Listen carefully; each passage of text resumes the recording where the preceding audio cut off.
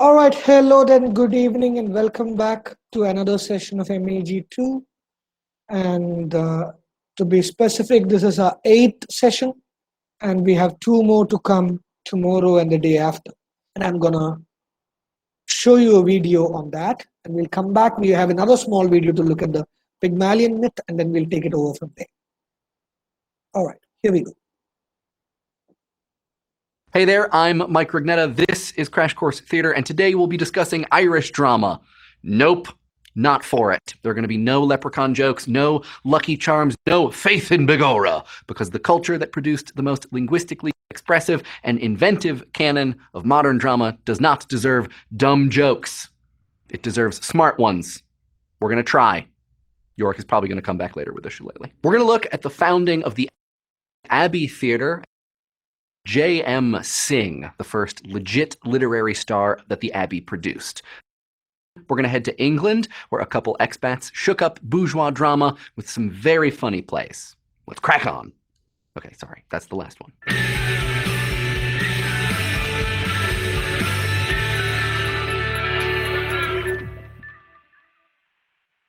In the late 19th century, Ireland experienced an Irish Renaissance. It was different from the English Renaissance in that it was Irish, came later, had less plague, and was an explicit reaction against England, which had colonized Ireland since the 16th century. The Irish Renaissance was largely a literary one, celebrating Irish history, folklore, and the Gaelic language. Eventually, a couple of its adherents, the poets W.B. Yeats and Edward Martyn, and the writer and folklorist Lady Augusta Gregory, thought that it was time to bring upon the stage the deeper thoughts and emotions of Ireland. They founded the Irish Literary Theatre, which eventually merged with another theatre to form the Irish National Theatre Society, first performing in Molesworth Hall. In 1904, they took over a mechanic's home on Lower Abbey Street and acquired an actual physical stage, the Abbey Theatre. Its opening performance was a short symbolist play by W.B. Yeats on Balliol Strand, along with Lady Gregory's Spreading the News, a gentle comedy about how a piece of gossip travels through a community. This theater is still going, by the way, albeit in a different location. Yeats was a great poet. Lady Gregory, a fine folklorist and champion of Irish literature and culture. She basically invented the Irish folk drama, but neither of them was a great playwright. The Abbey's first great playwright, whose play The Shadow of the Glen debuted on the theater's second night, was John Millington Synge. Synge was born into an upper-middle-class Protestant family. After college and music school, he moved to Paris to study literature and met Yeats. Yeats was like, leave. If you really want to be a writer, you should go to the remote Aran Islands, which are really great if you like whiskey and knitwear and drowning. And there, Yeats told him that you should express a life that has never found expression. Synge was like, challenge accepted, pal. For several summers, he studied the people and the customs of the Aran Islands, and especially the language, a dialect that's rich, musical, and eloquent. This language really cracked open his writing. As he wrote in a preface to his later play, The Playboy of the Western World, in a good play, every speech should be as fully flavored as a nut or apple, and such speeches cannot be written by anyone who works among people who have shut their lips on poetry. In Ireland, for a few years more, we have a popular imagination that is fiery and magnificent and tender, so that those of us who wish to write start with a chance that is not given to writers in places where the springtime of the local life has been forgotten. Between 1902 and 1909, Synge wrote 6 plays, 5 of them set in contemporary Ireland. Like Chekhov, he died young at the age of 38. At first glance, his plays seem romantic, concerned with forbidding landscapes and the noble rural people who inhabit them. But Synge was no romantic. He was an unsentimental realist whose work was tinged with myth because the rural people that he encountered lived with myth in their daily lives. His work is naturalistic too, but like the later plays of Ibsen and Chekhov, it pushes towards the symbolic, mixing comedy, tragedy, and satire, forming a heightened realism that borders on magical. Synge was controversial in his day, not so much among the elites of the Irish Renaissance as with audiences, who decided that his dramas were an insult to Irish nationalism, and especially Irish womanhood. When the Abbey staged Playboy of the Western World, about a man who claims to have killed his father, crowds tried to shout down the play every night, and the police were called. The crowd was especially upset by the use of the word shift, meaning a woman's slip or undergarment, which either means that underwear is really scandalous or that audiences had already come prepared to hate a play that didn't square with their ideas of Irish nobility. Or both. Let's take a look at one of Synge's less controversial plays, and one of the greatest one-acts ever written, Riders to the Sea, which was first performed in 1904 and revived at the Abbey in 1906. Help us out, Thought Bubble. In a fisherman's cottage on the Aran Islands, Kathleen is baking bread when her sister Nora comes in with a bunch of clothes pulled off a drowned man. Is the drowned man their brother Michael? The clothes will tell. The sisters have already lost 4 brothers and their father to drowning, so this would be bad. Their mother, Mara, comes in worrying about her youngest son Bartley's plans to sail to a horse fair in Connemara. Bartley enters and asks for his mother's blessing, but she won't give it.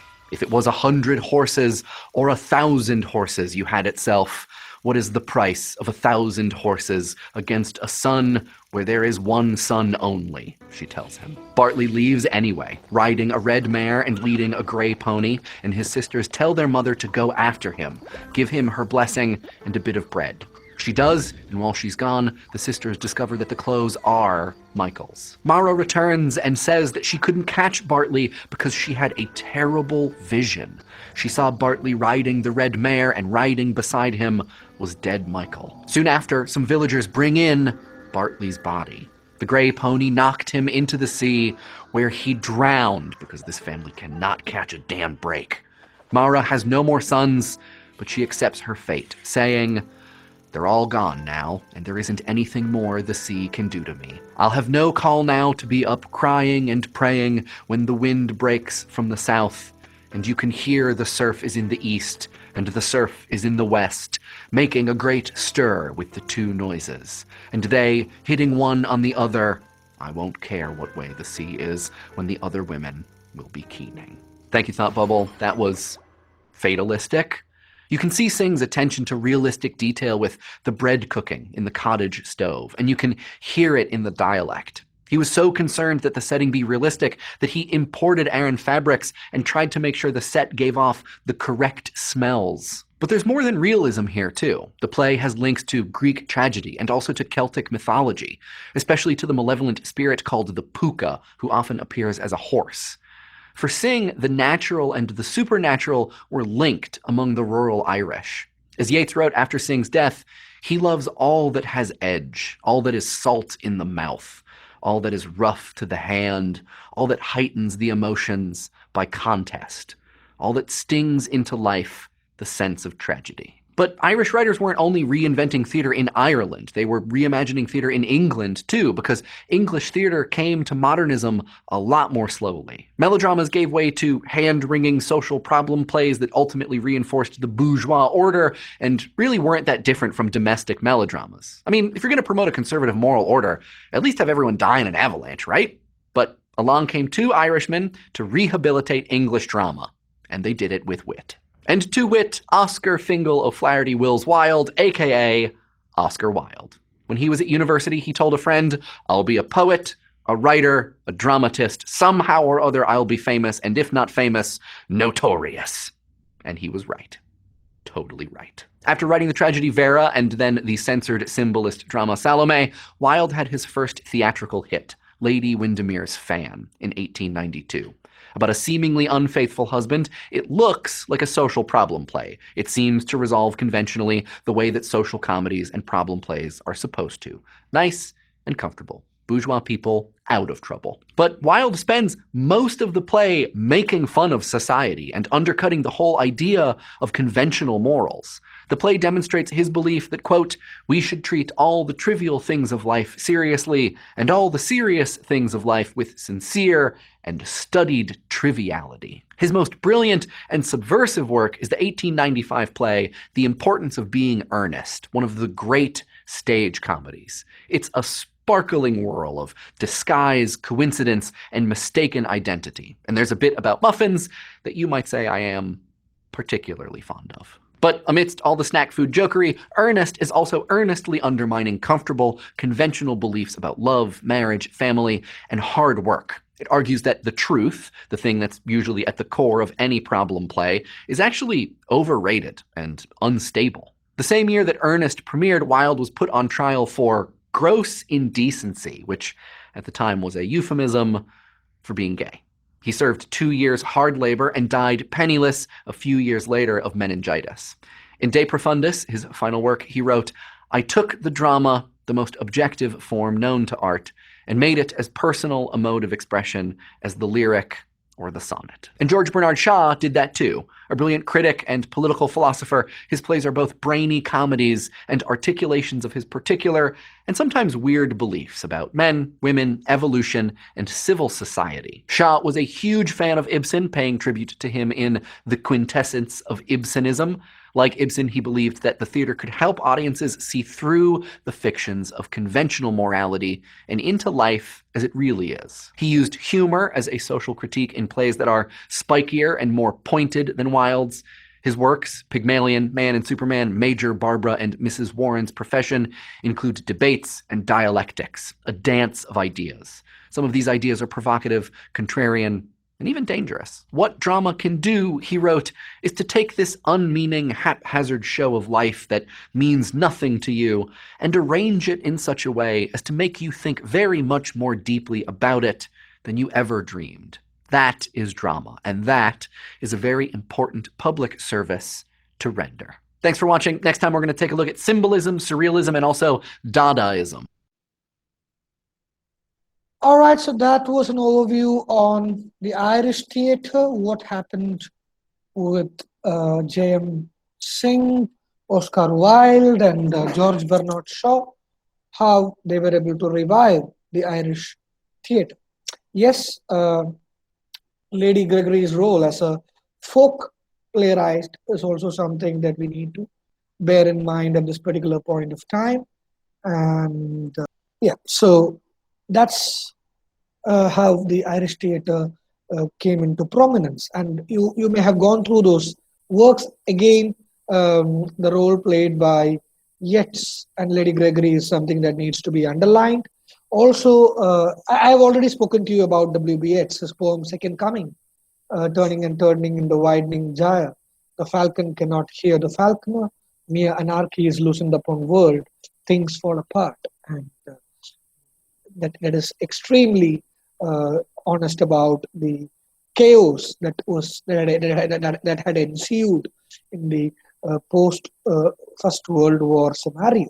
So Irish theatre had also a sort of a reawakening with the help of these three people. Oscar Wilde, like it is already pointed out, was a homosexual, and back then homosexuality was a sin or a crime. And Oscar Wilde, one of his masterpiece plays is The Importance of Being Earnest. And while the play was being premiered in the Abbey Theatre, he was arrested for homosexuality, and he had to spend his time in jail. And the Abbey Theatre is another thing that you need to note. It had a great significance, just like the Globe for England. Abbey Theatre had a great significance in Irish cultural renaissance or revival. And speaking about George Bernard Shaw, George Bernard Shaw was immensely motivated by another fellow playwright of his, or maybe a pioneer before him, to be frank, called Henrik Ibsen. You may have heard this name before. He has made a play titled A Doll's House. For Malayalis out there, if you ask me what Doll's House is, it is precisely what, say, a movie like How Old Are You was trying to portray centuries later. Yeah, you have at the center of the play a character called Nora, who is a housewife trying to do the domestic roles. She's also the mother. She's also a mother of two children, and because of the patriarchal roles played by her husband, Nora finally decides to quit the residence of her husband by shutting the door behind with a bang. And this created a lot of controversy back then when the play was premiered for the first time. For a lady, in a stereotypical sense, a wife, the mother of two children, to leave her husband behind and walk out just like that was too revolutionary for a stereotypical hypocritical society. So Ibsen was forced to rewrite the ending of the play, wherein uh, Nora gets what do you call it, reminded of her mother roles, get pampered, get reminded of her duties as a wife, even threatened to go back to her husband, which eventually she does in the rewritten ending. But nonetheless, the play is remembered for the initial ending and the sort of, in a way, that feminist windows that the play opened towards the world. So Nora and a Doll's House are remembered for those things. So apart from that, Henrik Ibsen is also known for another technical term, another genre in theatre that he brought in called problem plays. Problem plays was another technical term you can later go back and Google. I'll give you a small brief intro for that. He introduced something like problem plays into the theatrical world. And George Bernard Shaw was inspired by the plays of Ibsen. Ibsen's narratology or playwriting skills excited Shaw, and Shaw modeled most of his plays on Ibsen's style. And in doing so, he was highly excited about the problem plays that he tries to bring in. So I'm talking about problems plays also because for your assignment you have a question, perhaps the only question which makes you think, that is, assess Eliza Doolittle as a feminist in the play Pygmalion. Well, it's quite a limited scope of a question. Is Eliza Doolittle a feminist or not? Well, again, if we know feminism in detail, then that's a subjective question.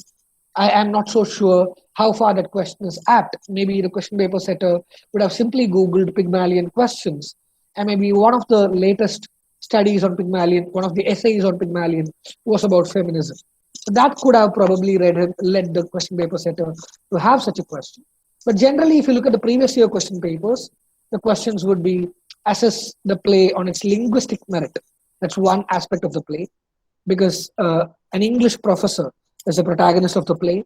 He tries to teach English to a flower girl, and he tries to make her an elitist speaker. So, linguistic perspective is one thing that you would get asked for. Another thing that you would generally get asked for is the role of Higgins and his relationship with Eliza Doolittle. You may be asked about George Bernard Shaw's style suiting to the play. Again, problem play or romances, anti-romance, as Pygmalion is. So, what are romances? You better know if you have learned the title before. If not, simply speaking, plays with happy endings, duets, everything is pleasant, a sort of a make-believe world. But here, anti-romantic or anti-realistic would here, in the sense, mean that a breakaway from the realistic traditions or the stereotypical molds where there is happy romance and a happy ending, which is not happening in our real world in general. So, uh, yeah. So you may have such questions more than say assess Eliza Doolittle from a feminist point of view. We'll discuss that too a little bit later. But in order to appreciate the play a bit more, it is good to have an idea of the term problem play. So the idea of the problem play comes from the Norwegian playwright Henrik Ibsen. Henrik is the pronunciation, Henrik. Henrik Ibsen, who is considered the father of modernist drama. And that's another term that you need not get confused with. Often people get confused with these two words, modern and modernist. Yeah. Is there a difference between these two words? Yes, there is. You can call anything that is new as modern. For example, you can speak about 2020 theater or 2021 theater as a modern form of theater if you find something innovative. But then modernist is a literary school of movement, including T.S. Eliot. And modernism is an entirely different thing. Yeah. So from the Norwegian perspective, Henrik Ibsen had fueled or had pioneered this movement. So he's considered the father of modernist drama. It is, in fact, part of the realist movement that swept the world of art during the late 19th century. Its early beginnings can be seen in the work of the French writers such as Alexandre Dumas and Émile Auguste and Émile Augier. Augier brought a strong dose of didacticism in his works of under the influence of the idea of the well-made play. And problem plays dealt with contentious social, psychological, or political issues like illegitimacy, prostitution, social morality, and women's emancipation in the form of debates between characters on the stage or characters that represented conflicting point of view. I repeat, problem plays dealt with, if you are taking a note, please uh, mark these basic definitions of problem plays. They dealt with contentious social, psychological, or political issues. So, mind you, if you are drawing a tree, there are three. Just a second, somebody is trying to log in. Polling things. Okay, and me to AP. Okay, I'll let them in.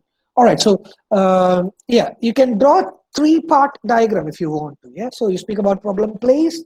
It deals with contentious social, psychological, or political issues like illegitimacy. You know what an illegitimate thing means. For instance, an illegitimate child. Prostitution, we all know how it is generally viewed in a stereotypical plane. Social morality, that's a very dangerous thing. You can see that a little bit in our context as well. Social morality, the way society perceives how individuals should behave and live their daily lives. And women's emancipation, as you can see in, say, for instance, A Doll's House. Maybe you would say the same in Pygmalion. It's up to you. You have to read the play, assess the play, and arrive at the conclusion. So, women's emancipation. And these are presented in these plays, in the problem plays, in the form of debates between characters on the stage or characters that represent conflicting point of view. For example, in Pygmalion, you can see the conflicting point of view arising between a character called Colonel Pickering and Professor Higgins, who's our protagonist. So, such conflicting point of views or debates between characters bring forth these issues which are dealt with under the problems of the play. And yeah, so Ibsen brought this genre to perfection with artistic merit and contemporary relevance. Whereas Bernard Shaw started writing his plays, as I've already told you, under Ibsen's influence and came to be known as an Ibsenist in England. Just to give you a word, Ibsenist, Ibsenist. So he displayed amazing originality coupled with engaging wit and sense of language that enabled him to engage his Victorian audience even when he provoked them. The names of John Galsworthy or Harley Baker are also remembered along with Shaw as practitioners of this new form of realism. Bernard Shaw's work on Ibsen, The Quintessence of Ibsenism, published in the year 1891. Let me just type it for you in the chat box, just in case you want to go back to it later and give it a read. The Quintessence of Ibsenism, published in the year 1891. George Bernard Shaw, of course. Came out a year before his first play, Widowers' Houses, came out. His knowledge of Ibsen became the basic inspiration behind his stagecraft and themes. Shaw also acknowledged him indebtedness to the French satirist Molière of the 17th century. Shaw's problem plays testify to his moral intensity. His plays brought fresh life into the British theatre by introducing radical themes with wit and bubbling energy. He was an iconoclast in every sense. He questioned the established institutions, time-honored beliefs and customs, and subverted romantic ideals that prevailed from the times of Shakespeare. I hope that's clear. He questioned whatever was established since then, the institutional stereotypes, the time-honored beliefs and customs, and he subverted the romantic ideals that prevailed since time immemorial. For instance, that of a happy romantic ending. While his reformist zeal is unmistakable, he always presented both sides of a case, often in the form of lengthy discussions, turning his characters into his own mouthpieces. As you would have seen in that video, his first play, Widowers' Houses, a dramatic essay in social realism, dealt with the theme of slum landlordism, explaining the cruel oppression of the poor slum tenants by big financial landlords. Abhigami Ashtakumar, കഷ്ടമാണ് കേട്ടോ. Class തുടങ്ങി അരമണിക്കൂറൊക്കെ കഴിഞ്ഞ് ഇങ്ങനെ കയറി വരുന്നത്. അരമണിക്കൂർ ഒരു തുടങ്ങിയ ഒരു പകുതിക്ക് ഒരു സെറ്റ് ചെയ്ത് വെച്ചിരിക്കുന്ന സമയത്ത് കയറി വന്നിട്ട് നിങ്ങൾക്ക് എന്താണ് കിട്ടുന്നതെന്ന് എനിക്ക് മനസ്സിലാവുന്നത്. ആദ്യ 7 ക്ലാസ്സിലും ഞാൻ വളരെ മാന്യമായി പറഞ്ഞു, ഞങ്ങൾ എഫേർട്ട് എടുത്ത് പഠിപ്പിക്കുമ്പോൾ ഈ ബി പഠിക്കുന്നത് ഭയങ്കര ഇറിറ്റേറ്റിംഗ്, ഒരു ഫ്ലോയിൽ പൊക്കോണ്ടിരിക്കും. So either you join at 5:30, 5:35 or join at 6:30. I'm fine with that. I give a break at 6:30. I switch over to something new. So it's fine. Please don't join somewhere in mid. It's really irritating. All right. So speaking about, കണ്ട പോയി, ഇതാണ് പ്രശ്നം. ഇടയ്ക്ക് ഒരെണ്ണം കയറി വന്നാൽ പിന്നെ പറഞ്ഞുകൊണ്ടിരുന്നത് പോകും. Yep. So I was talking to you about how he presented both sides of a case in the form of lengthy discussions and how his first play dealt with social realism and especially the slum landlordism and so on. And this was followed by Mrs. Warren's Profession that spoke about the evil of prostitution. That time it was considered a taboo subject and faced censorship and public outrage against it. I repeat, he came out with a play called Mrs. Warren's Profession. And mind you, back then prostitution was considered to be a taboo subject. Taboo means velakapetta, samsarikkan paadillatta, naanangetta. Yeah. So anganathe oru topic eduthukondu Mrs. Warren's Profession, to call it, to acknowledge it as a profession. Yeah. So these days we call neutral terms like sex worker. Yeah. We don't call them prostitutes anymore. It's derogatory to call them prostitutes. So like that, he came out with a play, and it was faced with censorship and a public outrage against it. Then he came with another one called The Apple Cart, which saw Shaw defend the idea of a benevolent dictatorship as superior to democracy, and critiqued modern capitalism in that play. Arms and the Man, which is often considered to be his masterpiece, even though we celebrate Pygmalion. Arms and the Man subverts the romantic popular notions about love, chivalry, patriotism, and war. If you haven't read it, it's a must-read play, Arms and the Man by George Bernard Shaw. Strongly attracted by the Bergsonian evolutionist philosophy, Shaw wrote a series of plays in which his heroes and heroines represent his pet idea of the life force, as in Man and Superman, Heartbreak House, and Back to Medusa, and Caesar and Cleopatra. Also, I think Saint Joan can also be added to the list. To Shaw, life force means a power continually seeking to work in the hearts of men and endeavoring to impel them towards a better and fuller life. He variously described this as the Holy Ghost denuded of personality and the will of God.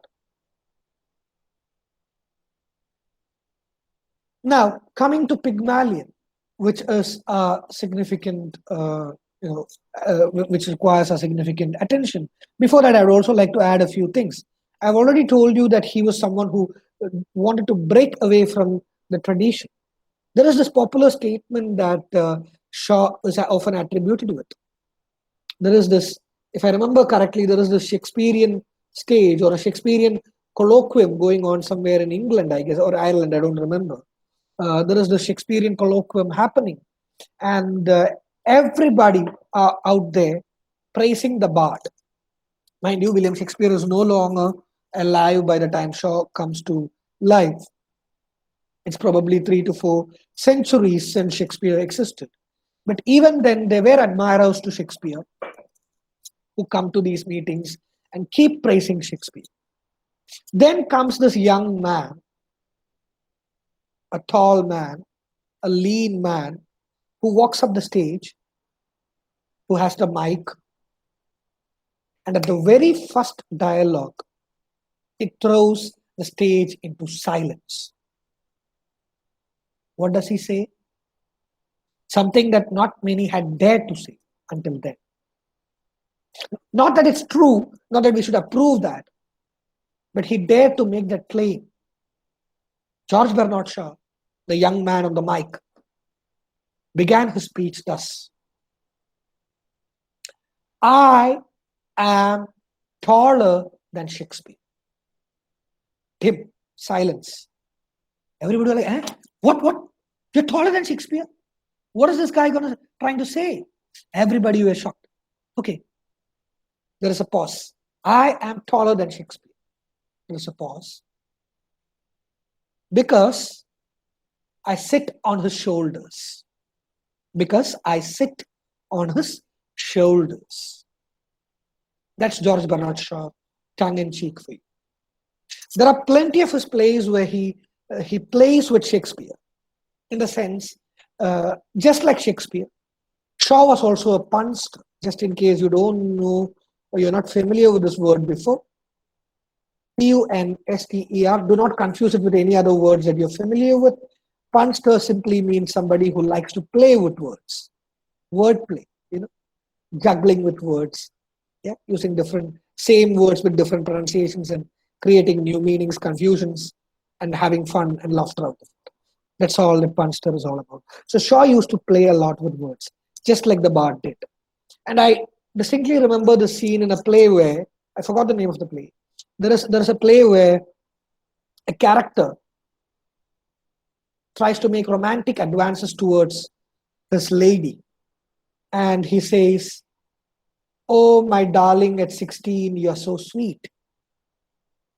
What is it? Oh, my darling, at 16, you're so sweet. In Malayalam, we say Madhura Padanar, Madhura Padanezhukari. Yeah? But none of us, while we romanticize, that's where anti-romanticism comes into place with Shaw. When we try to romanticize, we always keep our logic or our brains out. And that's how we romanticize. Yeah? We say, humanly, it's impossible. If she says, go catch the moon for me, we can't do that. But we romanticize using such images.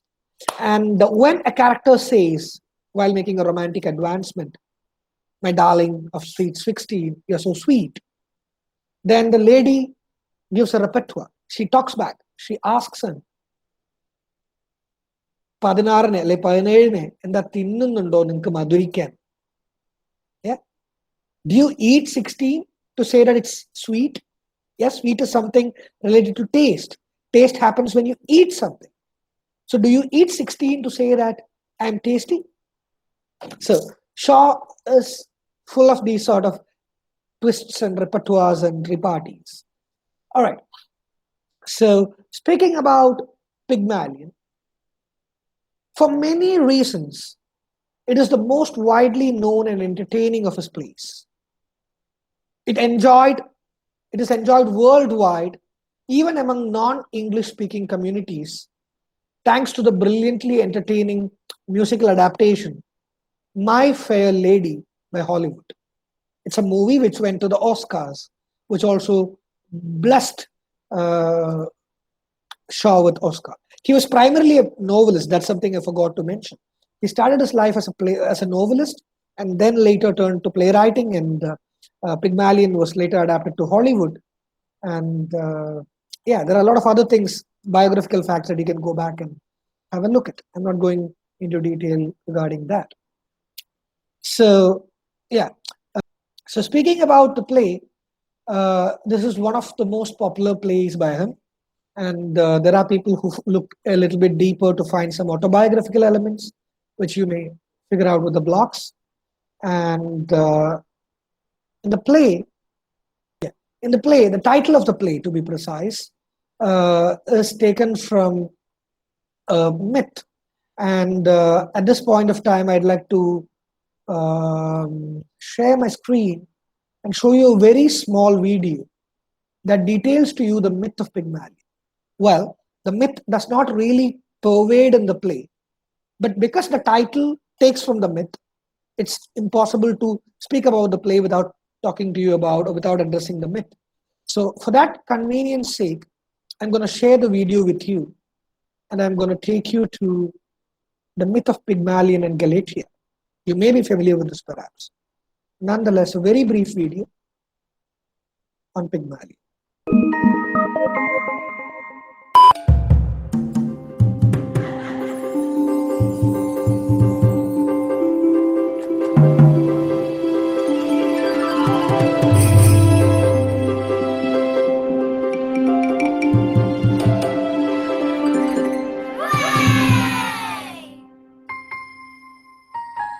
In ancient Greece, on the island of Cyprus, there lived a handsome and talented sculptor named Pygmalion. He loved his work and would spend hours carving beautiful ivory statues. He was always at his happiest when immersed in his art. Pygmalion had many problems when dating women. He always seemed to date the wrong women. Some were rude, others were selfish. He was revolted by the faults in these women. It left him feeling very depressed. Pygmalion saw women as flawed creatures and vowed never to waste any moment of his life with them. He dedicated himself to his work and soon created Galatea, a beautiful statue of a woman out of ivory. Pygmalion worked so long and with such inspiration on the statue of Galatea that it became more beautiful than any woman that had ever lived or been carved. When his chisel finally stopped ringing, there stood before him a woman of such perfection that Pygmalion, who had professed his disdain of all females, fell deeply in love. Treating Galatea as if she were his girlfriend, he brought his ivory statue shells and pebbles, little birds and flowers of all colors, anything that he thought would please his love. He was obsessed. The festival of Aphrodite was at hand, a festival celebrated with great pomp at Cyprus. Sacrifices were offered, the altars smoked, and the odor of incense filled the air. When Pygmalion performed his part in the prayers, he silently prayed for a wife like his ivory statue. He stood before the altar of Aphrodite and whispered, "You gods, you can do all things. Give me, I pray you, for my wife." Goddess Aphrodite understood what the poor man was trying to say. She was curious. How can a man love a lifeless thing so much? Was it so beautiful that Pygmalion fell in love with his own creation? So she visited the studio of the sculptor while he was away. What she saw greatly amazed her.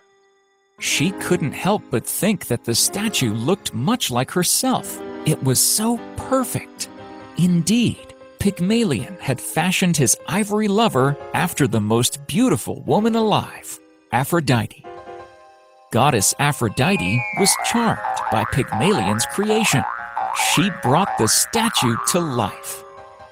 Pygmalion returned home after some time, and as usual, he kissed Galatea.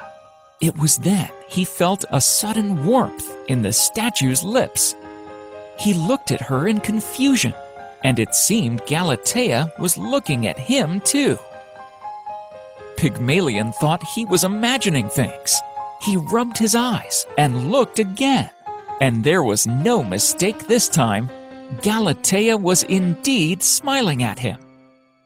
His joy knew no bounds as he showered her with kisses.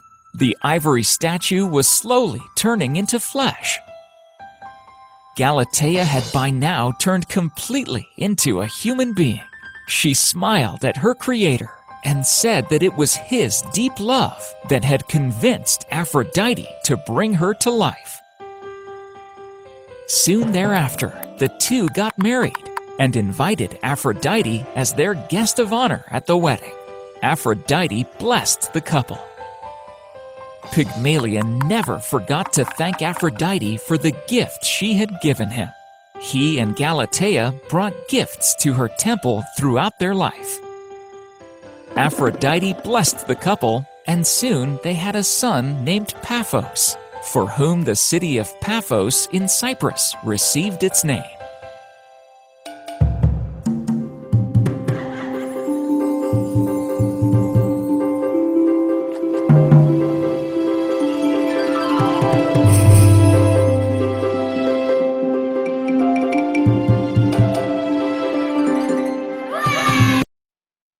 All right, so that is the tale of Pygmalion in Galatia. To keep it very simple, in commonsensical narration, it's in simple words the creator falling in love with the creation.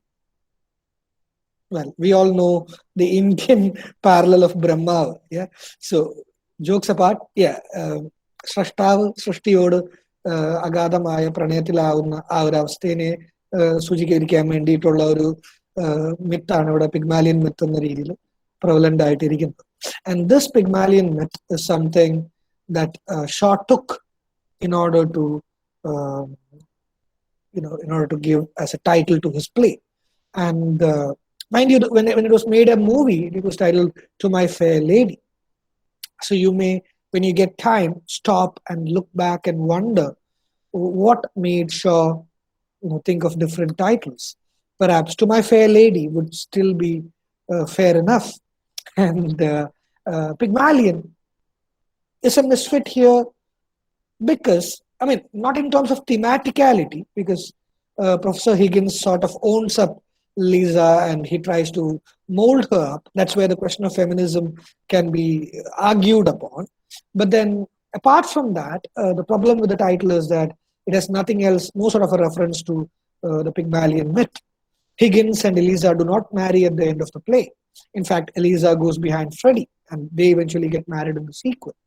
So that's a problematic thing. And yeah, so that's something that you can go back and have a look at. But to get started with, this is the Pygmalion myth that I wanted you to be aware of. And yeah, that's something that would help you appreciate this thing better. And even though he has used several aspects of the Pygmalion legend, prominently one of the names in the title, the way we look at this in Shaw's Pygmalion, we can see a lot of similarities too. For instance, Higgins is the most renowned man of phonetics of his time. And Higgins is also like Pygmalion in his view of women, who is cynical and derogatory. And that's where feminism can come in. Higgins says that, I find that moment I let a woman make friends with me, she becomes jealous, exacting, suspicious, and a damned nuisance. Well, this is a very controversial statement in 21st century, if you look at that from a gender equal perspective. But nonetheless, often this is asked for annotation as well. So that's why I've picked this out for you. I find that the moment I let a woman make friends with me, she becomes jealous, exacting, suspicious, and a damned nuisance. Jealous, അസൂയ, exacting, നമ്മൾ മലയാളത്തിൽ ഊറ്റൽ എന്നൊക്കെ പറയും, ഊറ്റുന്ന, utilitarian ആയിട്ടുള്ള, അല്ലെ, utilitarian is in English, in Malayalam we can call that utilitarian, whoever does that. Then you have suspicious. Yeah. You may also maybe call it as possessiveness in modern times, perhaps. And a damned nuisance. If you have a mobile phone, yeah, definitely. So it is a sexist comment to make, no doubt. But then that's how Henry Higgins perceives Eliza. And yeah, so that's how he perceives Eliza. And such a perception is similar to the cynical and derogatory approach of Pygmalion. In the myth, we can see that Pygmalion carved something beautiful out of raw stone and gave it life. Shaw's Higgins takes a gutter snipe, a squashed cabbage leaf, up out of the slums and makes her into an exquisite work of art. However, the analogy ends here. Shaw's Galatia, that is Eliza, develops a soul of her own and a fierce independence from her creator. That's where maybe you can look at that from a modern feministic perspective. Unlike Galatea, Eliza breaks free, just like Nora, and maybe that's why I try to spend a little bit of time on Doll's House. So just like Nora, Eliza also breaks free from the clutters of uh, Higgins, and she tries to have a life which is independent on her own, and that's how it's quite different from the titular character, which is something that you need to keep in mind, because the way in which it happens is something that you need to bear in mind as well. And before we move on to the play, I'd like to give a 5 minute before break for filling the attendance sheet, and that's also because I don't want to stretch this for another 5 minutes. I'll begin at 6:30, and we can continue with the plot of the play and the discussions surrounding that. And for those who came late, I would like to once again remind you we have two more sessions left.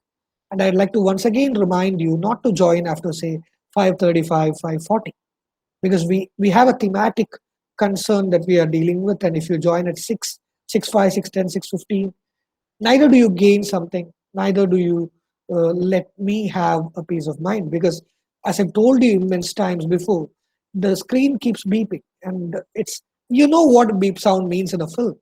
We literally feel like that when there are consequent beeps on the screen, especially while you're trying to speak out and reach out to an audience. It's really distracting and disturbing and annoying. To be very precise, that's the word, it's annoying. Yeah. Let's continue with the plot of the play. So what happens in Pygmalion? Well, on a summer evening in London's Covent Garden, a group of assorted people are gathered together under the portico of. A second, I'm sorry. Yeah, a group of assorted people are gathered together under the portico of St. Paul's Church for protection from the rain. Among the group are Mrs. Ansfold Hill and her daughter Clara, who are waiting for the son Freddie to return with the cab. When he returns in failure, he is again sent in search of a cab. As he leaves, he collides with a young flower girl with a thick Cockney accent, and he ruins many of her flowers. After he's gone, the mother is interested in how such a low creature could know her son's name. She discovers that the flower girl calls everyone either Freddie or Charlie. Victorian morality and their rigid class structure or hierarchy, whichever way you want to call that. So the Victorians were highly a profane society, a classist society. So they had this class hierarchy, and respect was probably gained based on your birth, because class is often determined by your birth. And Freddie's mother is amazed by the fact that a flower girl, somebody who is of a lower stature, is able to know her son's name. Mind you, back then, if you have read Pamela by Samuel Richardson, or if you've read Henry Fielding's Tom Jones, you must be familiar with another term called social climbing. That's one word that you need to be familiar with, especially while we speak about the pre-Victorian and post-Victorian morality and class structure. Social climbing. What is social climbing? If a girl was born to a low-class background, the only way today, these days, in 2020, 2021, it's still possible. You're born to a poor household. Forget your caste, forget your region, forget everything else. You're born into a poor family, economically weaker family. At least in plain terms, our constitution, our society, our governmental organizations provides you an equal footing where you have right to education, right to employment by hard work. We have plenty of classic examples of people studying under the kerosene lamp and all. So there are people who have studied under acute poverty, who have climbed up the social ladder by becoming educated, gaining jobs, especially positions of reverence, and being looked at with a different perspective later. So that's the case in 2020-21. But way back in the Victorian period, this social hierarchy was so rigid that such a climbing was not possible. Even take an Indian parallel where we had this caste, Chaturvarnya caste system. Yeah. So anything that does not belong to the elite will never be elite. Unless, say, for instance, a king falls for a Dasi. But even then, the Dasi would remain Dasi, even though she's a queen. So back then, the Victorian morality was so pseudo or hypocritical that such a rigid class structure existed. So social climbing is the only possibility through which a girl could improve her assets or social status. That is, for instance, in terms of Pamela, Fielding accuses Richardson that Pamela was attempting social climbing. That is, Pamela was a maid, and the only way for her to improve her status was to marry a lord. So, because her lord was making sexual advancements towards her, she craftfully trapped that lord in order to eventually get married with him, so that she can improve her status. So, social climbing is another terminology that you need to be aware of. So, Victorian morality, social structure, social climbing, and this is another prevalent thing. So Freddie's mother was a bit shaky. Like, how on earth does a flower girl know about my son, his name? She was a bit wary because it could be an attempt to social climbing. But then she soon figured out that whoever she bumps onto, she ends up calling Freddie or Charlie, because they were common names back then. So she used to say, sorry, Charlie, or sorry, Freddie. And that's how she used to figure a resolution to it. And she did lose a few of her flowers because of the collision. And one thing that you need to note is that she had a thick Cockney accent. A thick Cockney accent. Cockney was a dialect, and you may remember that, for instance, Geoffrey Chaucer popularized the East Midland dialect, which later became the standard English or accepted RP of English language. And similarly, Cockney dialect is a sort of a dialect, a regional variation, which is considered to be a low cultured tongue. നമ്മൾ local slang എന്നൊക്കെ പറഞ്ഞാൽ ഒരു slum slang പോലത്തെ ഒരു slang ആണ് ഈ Cockney dialect എന്ന് പറയുന്നത്. So Cockney dialect was low compared to a flourished English spoken by the elite people. Victorian സൊസൈറ്റിയിലെ എലീറ്റ് പീപ്പിൾ സംസാരിക്കുന്ന അല്ലെ, നിങ്ങൾ പലതരം ടീച്ചേഴ്സിനെ കണ്ടു കാണും. ദേ മൈറ്റ് ബി ടീച്ചേഴ്സ്, നിങ്ങൾ മലയാളത്തിൽ ചോദിച്ചാൽ there would be teachers who would be answering like, I don't have time to answer your question, I have a bus to catch, yeah? And there would be people who would be like, I'm sorry Mole, I have a bus to catch, I will get back to you tomorrow. Or there would also be people like, ഞാൻ വളരെ അത്യാവശ്യമായിട്ട് പോയിക്കൊണ്ടിരിക്കുകയാണ്, ഞാൻ നാളെ പറയാൻ കേട്ടോ. Yeah. So these three differences, the second one or the third one would be considered still inferior by a hypocritical society. I know instances where a lot of my friends who tend to be bilingual in their classes get bullied by their heads of the departments, because English is what we teach and we are supposed to be speaking in English, and speaking Malayalam is something that does not make any sense. Well, a debatable thing. I don't want to get into detail of that, but then Cockney dialect is something that's considered to be a little bit down in terms of pure English. So Eliza speaks with a thick Cockney accent. And so in the meanwhile, an elderly gentleman comes into the shelter. The flower girl notes his distinguished appearance and tries to coax him to buy some flowers. Mind you, when somebody is well dressed and comes near you, this is what sellers do, street sellers in particular, because they believe that this person is in good attire, so he may not mind spending 5 or 10 rupees for something that I have for them. This gentleman, Colonel Pickering, refuses to buy the flowers, but he gives the girl some money. That's typical of high class manners. As if you are showing some sympathy towards the poor, you'd be like, "Enikkonnu venda, but I can see that you are wearing torn dresses and you are in some distress. ഞാൻ ദാനധർമ്മം ഉള്ള ഒരുത്തനാണെന്ന് ഇവർക്കൊക്കെ തോന്നാൻ വേണ്ടി 500 രൂപ വെച്ചോ" എന്ന് പറയുന്ന പോലെ he gives her some money.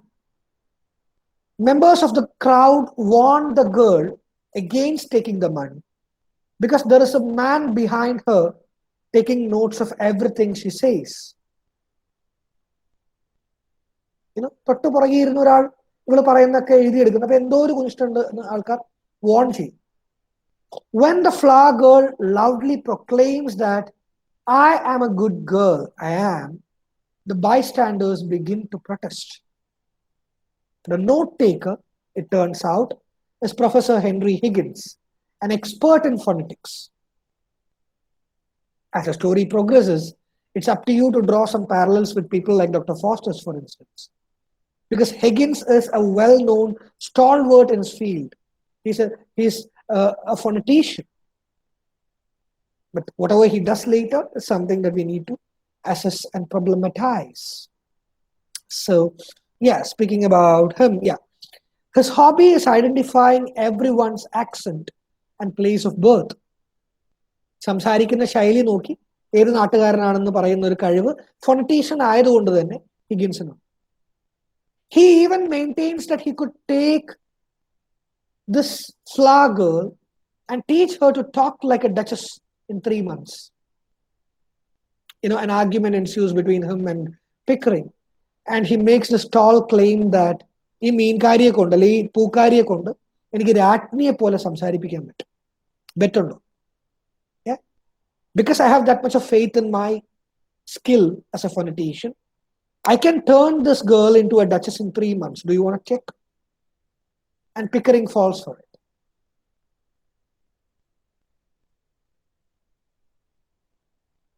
So at this time, the elderly gentleman identifies himself as Colonel Pickering, the author of a book on Sanskrit, who has come to meet the famous Henry Higgins, to whom he is now talking.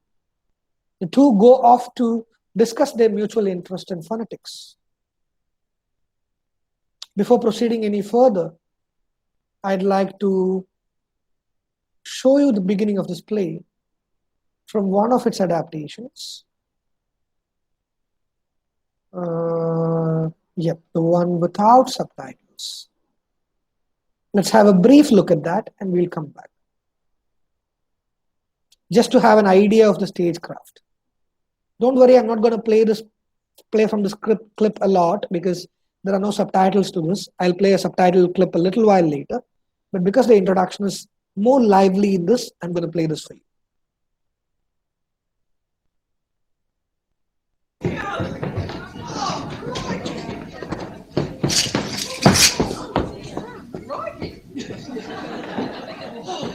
The rain was the least of me worries.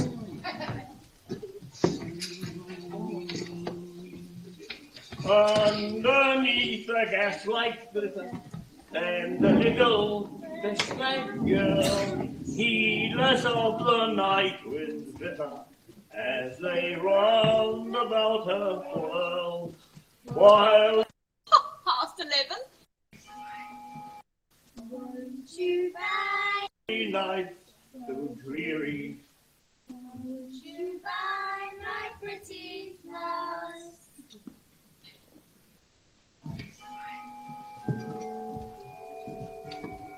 I am getting chilled to the bone. What can Freddie be doing? He's been gone 20 minutes. Not so long, but he ought to have been back for a cab by now. Here, you won't get a cab now, missus.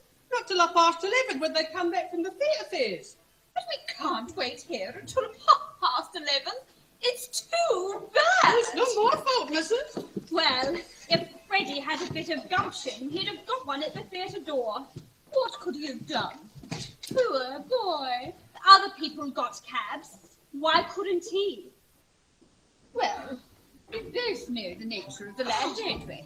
Well, haven't you got a cab? There's not one to be had for love nor money. Oh, really, Freddie, you can't have tried. Oh, it's too tiresome. Do you expect us to go and get one ourselves? It's the rain, I tell you. They're all engaged. Did you try Trafalgar Square? Yes. Oh, you haven't tried at all. No. You really are very helpless, Freddie. Now go again, please, and don't come back until you've got us a cab. I shall simply get soaked for nothing. And what about us? Are we to stay out here all night in this draught? With next go! I'll go! Now then, Freddie. Sorry. I'm terribly sorry. Here's manners for you. 2 bunches of violets trod into the mud. Tell me, how did you know my son's name was Freddie, pray? Oh, he's your son, is he?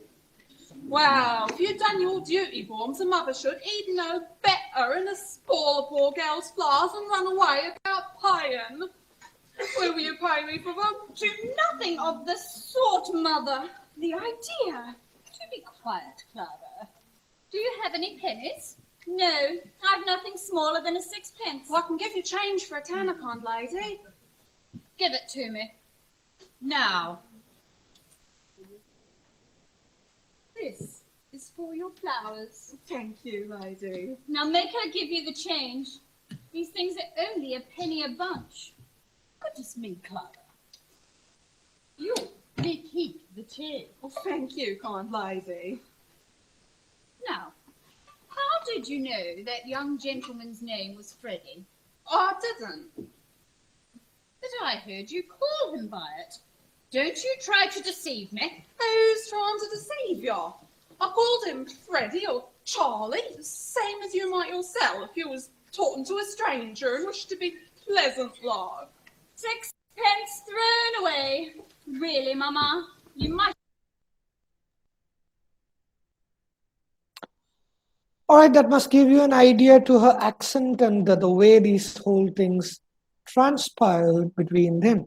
So then they, this scene occurs between Pickering and Higgins and the note-taking and all. And after that, the next morning at Higgins' house, the two men are discussing his experiments when the flower girl is announced by Mrs. Pierce, who is Higgins' housekeeper. The girl, Eliza Doolittle, remembers that Higgins bragged about being able to teach her to speak like a duchess, and she has come to take lessons so that she can get a position in a flower shop. Pickering makes a wager with Higgins, who, in the spirit of good sport, decides to take the bet. He orders Mrs. Pierce to take the girl away, scrub her, and burn her clothes. He overcomes all of Eliza's objections, and Eliza is taken away. At this time, Eliza's father appears with the intention of blackmailing Higgins, but he is so intimidated by Higgins that he ends up asking for £5 because he is one of the undeserving poor. Higgins is so pleased with the old fellow's audacity and his unique view of morality that he gives him the £5 and is immediately gets rid of him. What is to be noted there is that Eliza, Higgins തമാശയായിട്ട് പറഞ്ഞാണ് അവിടെ നേരത്തെ എഴുതിയെടുക്കുന്ന സമയത്ത്, ഇവളെ ഞാൻ രാജ്ഞിയെ പോലെ സംസാരിപ്പിക്കും 3 മാസം കൊണ്ട്. But Eliza takes it very seriously. And for her, it is a lucrative offer because it's a prospectful thing for her getting a job in a flower shop. ഒരു ചെറിയൊരു പ്രൊമോഷൻ പോലെ അല്ലെ, ഒന്ന് മുകളിലേക്ക് കയറാനുള്ള ഒരു അവസരമാണ്. So she comes, meets him, asking to fulfill his promise. Meanwhile, Pickering taunts Higgins. നിങ്ങളല്ലേ എന്നല്ല പറഞ്ഞു, എന്നാ കാണിച്ച ബെറ്റുന്നുണ്ടോ, എനിക്ക് ഉറപ്പാണ് നിങ്ങൾക്ക് അത് പറ്റില്ലെന്ന് പറഞ്ഞ് ബെറ്റ് വെക്കുക. And in the spirit of that, Higgins takes the bite. He promises to teach her or to make her a better speaker. And when you speak about a better speaker, it's not only about speech, but also about the entire attire. So from here on, you may come across Higgins as a tyrannical teacher. That's where, if you assess the play from a feministic perspective, the gender trouble begins. Higgins being a man, well, let's add some adjectives to it. Higgins being a man, an educated man, an elitist man, a teacher or a phonetician, thereafter, in a way, enslaves his ward, who is Eliza Doolittle. I hope you get the point. Eliza comes to Higgins asking him to teach her good English. And thereafter, Higgins assumes charge of her entire life, her demeanor, her looks, that is, the way she speaks, the way she presents to others, the way she moves out, the way she walks, talks, everything. Well, would you see it from an academic perspective? There are plenty of students who are okay with whatever a teacher does. Teacher പൊതിരെ തല്ലിയാലും എൻ്റെ കുട്ടി നന്നാവാൻ വേണ്ടിയാണ് എന്ന് വിചാരിക്കുന്ന ഒരു വിഭാഗമുണ്ട്. So from that perspective, well, forget discussing feminism in the play for your assignment. But maybe from a gendered perspective, from a privileged perspective, from a positional perspective, problematizing begins. So he asks his maid to burn down all her clothes because he has contempt for the lower class that she belongs to. And a flourished English means you lift yourselves in terms of your class demeanor. Yeah. So that's what he craves for. So sometime later, Higgins brings Eliza to his mother's house during her receiving day. Freddie and his mother and sister Clara are also present there. These turn out to be the same people whom we saw in the first act. Now, however, none of the guests recognize that Eliza is that flower girl of that night. So, കുറച്ച് നാൾ കഴിഞ്ഞു, Eliza has undergone a lot of transformation, especially in terms of her appearance, and none of them recognize her as the flower girl of that night. Everyone is so amused with the correctness of her speech and are even more impressed with her narration of her aunt's death, told in perfect English, but told with എവിടെയോ shaky ആയിട്ടുള്ള shocking ആയിട്ടുള്ള details. Eliza is trying to തത്ത പറഞ്ഞ പോലെ പഠിച്ചു പറയാൻ ശ്രമിക്കുകയാണ്. So her accent is okay, but somewhere her demeanor drops out in between. After Eliza's departure, Mrs. Higgins points out that the girl is far from being ready to be presented in public. In the meanwhile, let me just try to share this with you as well. Yeah, I'm not playing too much of that. This time there is also subtitles for your assistance. I'm just going to play a couple of minutes for you to have the feel of it.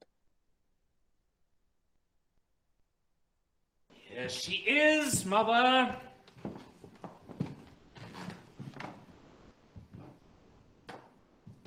Look at the transformation that she has undergone from the first scene. How do you do, Mrs. Higgins? Mr. Higgins told me I might come. Quite right. I'm very glad indeed to see you. How do you do, Miss Doolittle? Colonel Pickering, is it not?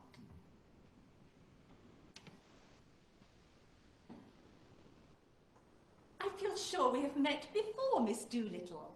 I remember your eyes. How do you do? My daughter Clara. How do you do? How do you do? I'm sure I've had the pleasure. My son Freddie. How do you do? Now, please observe that artificiality in her speech. This is what we do when we are pre-customed with some sort of speech habits. As non-native speakers of English, we all have this thing, especially at least we would have experienced this during our undergraduate days.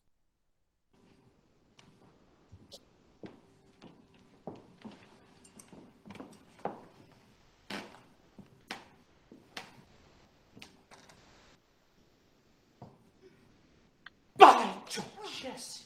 All comes back to me. Covent Garden, what a damn thing. Henry, please. And don't sit on my writing table, you'll break it. Sorry.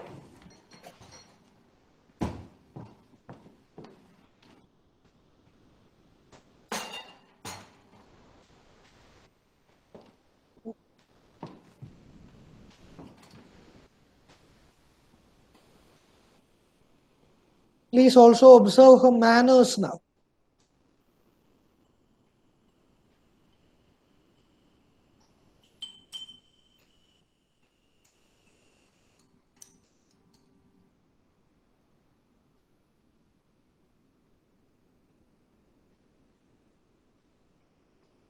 it rain, do you think?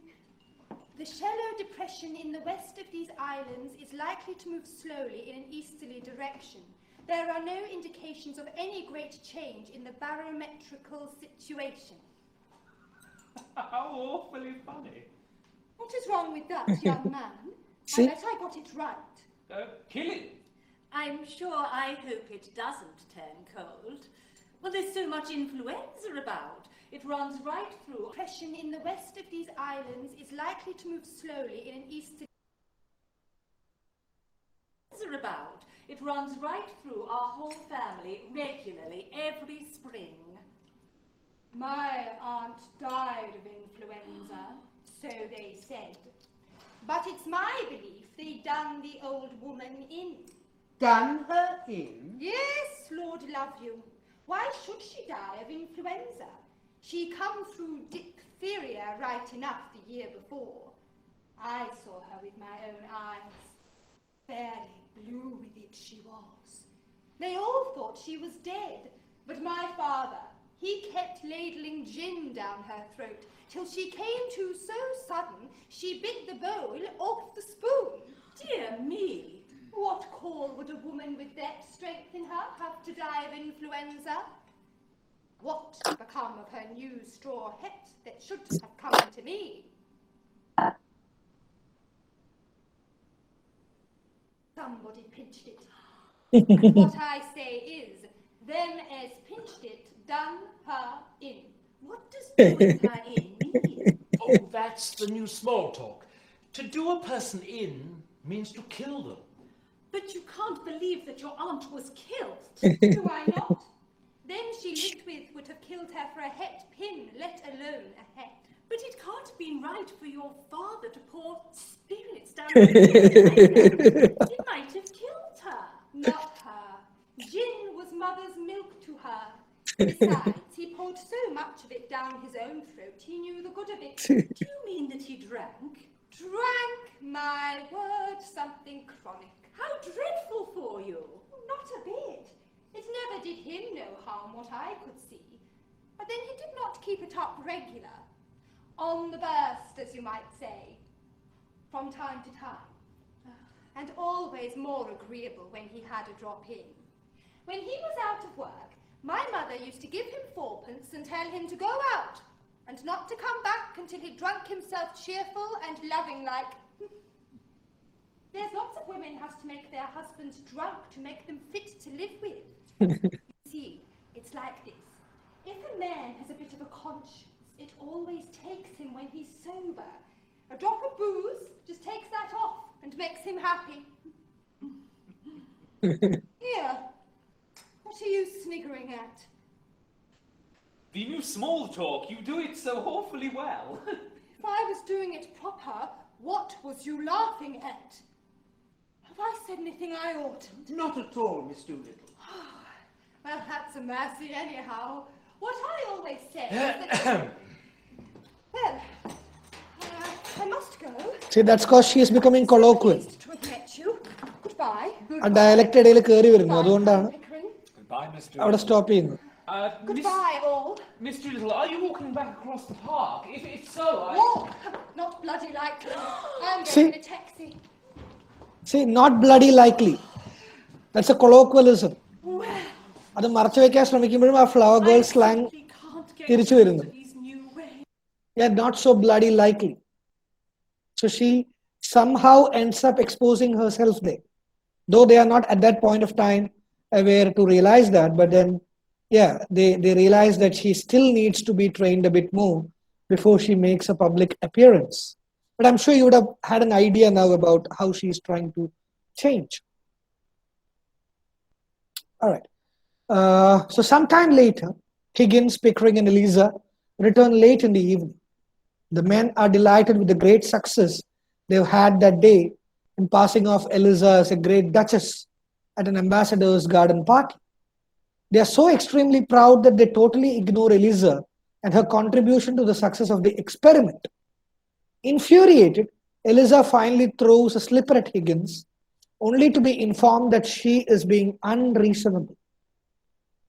നേരത്തെ ഹിഗിൻസിന്റെ ആ dialogue ഓർക്കണം ഏതാ ഈ സ്ത്രീകളൊക്കെ അസൂയാലുക്കളും ഊറ്റുന്നവരും unreasonable ആയിട്ട് വഴക്കുണ്ടാക്കുന്നവരും ആണെന്നുള്ളൊരു statement ഉണ്ട്.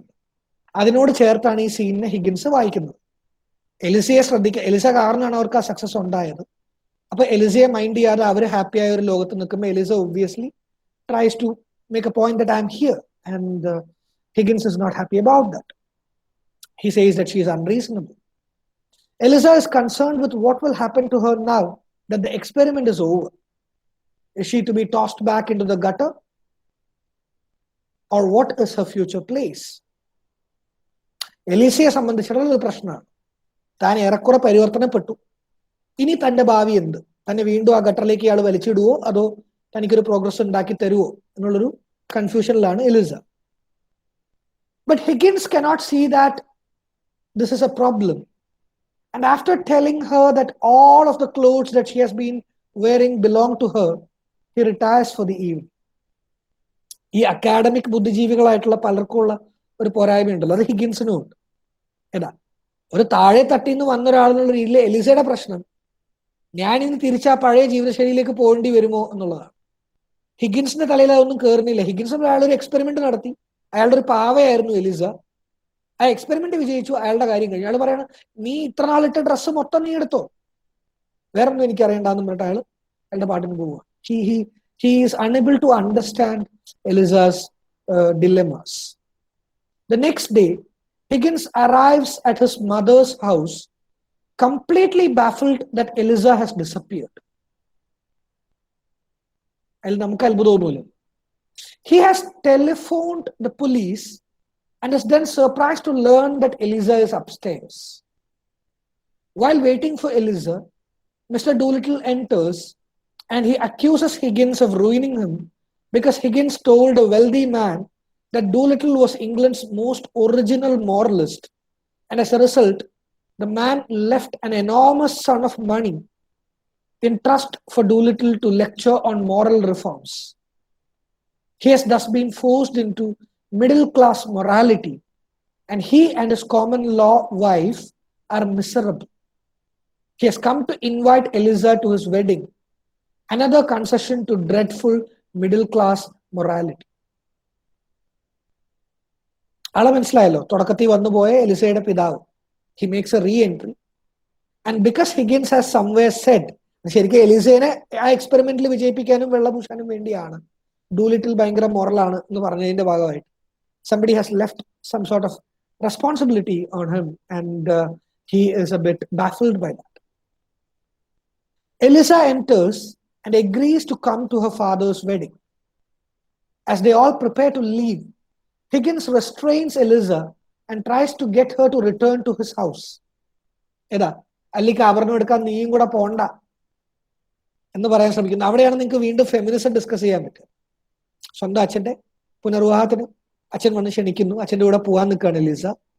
And Higgins says Eliza ഇപ്പൊ പോകണ്ട.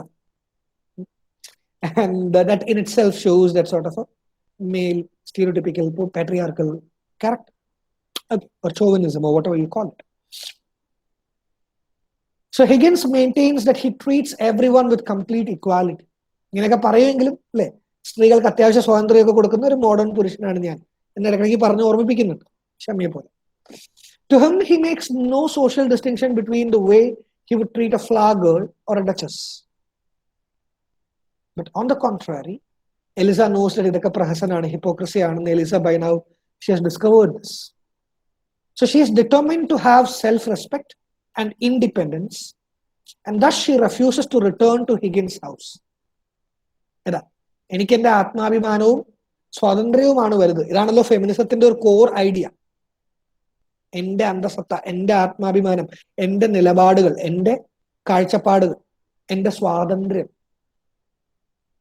ഒരു പ്രമുഖ സേയിങ് ഉണ്ടല്ലോ, a bird is still caged, a cage is a cage even if a bird is caged in a golden cage. അപ്പോൾ എന്ന് പറയുന്ന പോലെ Eliza realizes and she states explicitly that what she craves for is dignity and independence. In 21st century, we can see a lot of Eliza Doolittles around us. But back then, it was a rarity, and the societal taboos functioned or served as a restraint for people to come out like the way Eliza did.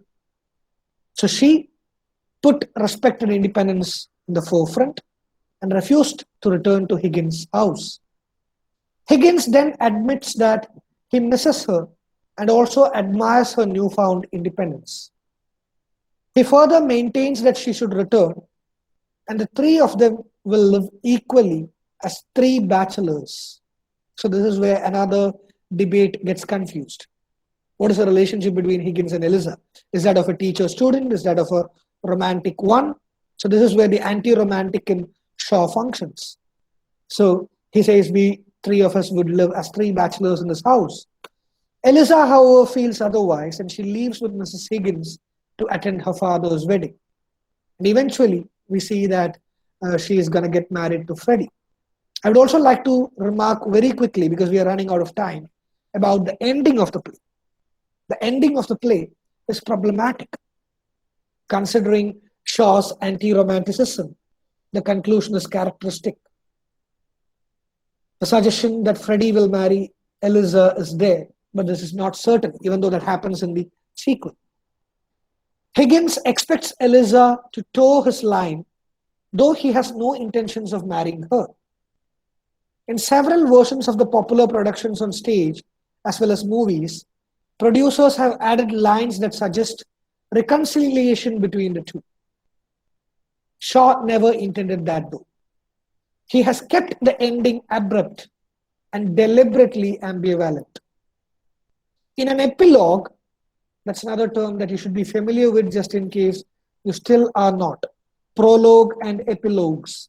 Of course, we had discussed this during Murder in the Cathedral as well. So in an epilogue that he added to one of the later editions of the play, Shaw insists on the ending that he wrote. He downplays the popular romantic expectations of the audience. He analyzes the situation and argues that Higgins could never marry Eliza.